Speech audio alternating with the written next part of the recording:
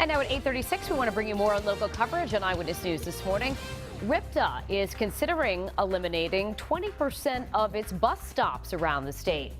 Amy Payton joins us now with more on what this means for transit service in Rhode Island. We want to say good morning to you. Good morning. Thanks for joining us. Thank you for having us. All right, so let's first talk about this proposed 20% cut across the board.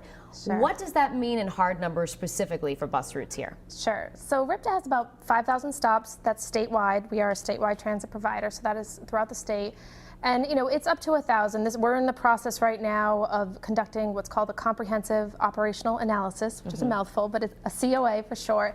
And it's an in-depth review of our transit system. So not only bus stops, but looking at our service design, how we coordinate our schedules, and how we brand and provide information to the public.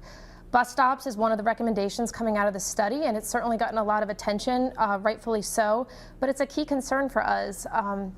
Transit systems need to balance convenience with speed. It's right now very attractive to be able to have a short walk to your bus stop, but if that comes at the expense of the bus not getting where it needs to go, you know, you start to skewer that balance, and so we're really trying to make it more convenient and attractive to ride our system. So you're then looking at stops that maybe are, you know, closer together. Are you just looking at geographically, or are you looking at the fact that maybe some people aren't even using those bus stops, or all of the above? Sure, it's a combination of all those factors. Certainly we look at the distance between stops. You know, we want it to be a reasonable walk distance. We're not asking people to be walking beyond what would be considered, you know, an average walk distance, so 5 minutes.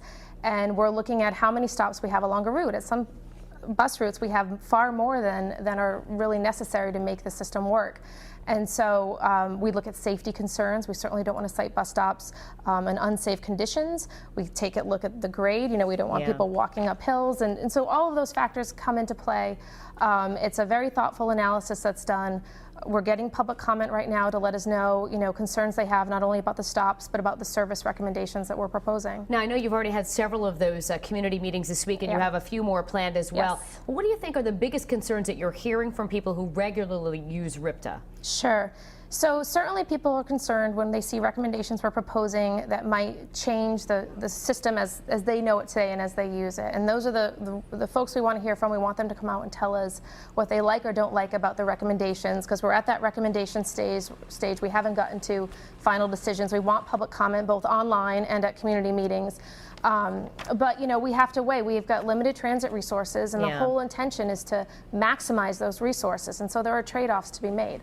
All right. Well, certainly you are in the early stages of trying to fine-tune the details. We appreciate you joining us, Amy. Thank you. Thanks for having us. And for more information on these proposed RIPTA cuts, you can always go to our website, foxprovidence.com.